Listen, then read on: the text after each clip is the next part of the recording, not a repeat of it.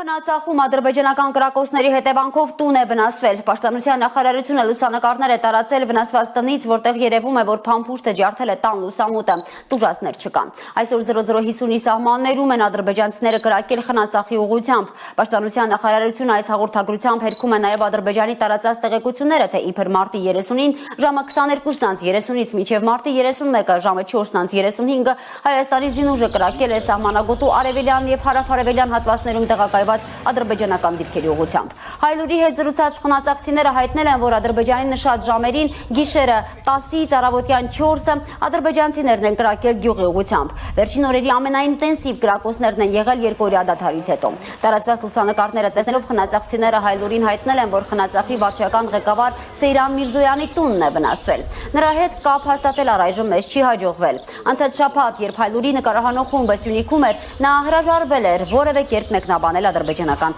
սադրանքները։ Երեք գիշերը լսվել է 3 անգամ, երևի 10:40 արդեն սկսել են կրակել։ Տարբեր ուղղություններով, ճիշտն ասած չգիտեն, գյուղի վրա էր, թե հենց էլի օդ էր, բայց շատ ահավոր էր, այս անգամ շատ ահավոր էր կրակոցների ձայները։ Այսինքն ավտոմատի կրակոց չէր, հա։ Ավտոմատ էր կրակում, բայց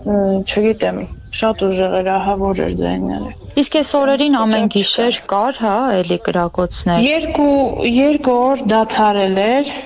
ու երեկվանից արդեն նորից սկսել է։ Երեք անցած օրվանից արդեն սկսել են կրակել։ Նույն ձևի կրակոցներ հաճախակի ժամը 1:00-ը 11-ի մոտ էր սկսել, մինչև առավոտվա 4:30։ Այս վերջի օրերի համեմատ ամենաշատ կրակոցն ա եղել։ Խոճապան կա գյուղում։ Դե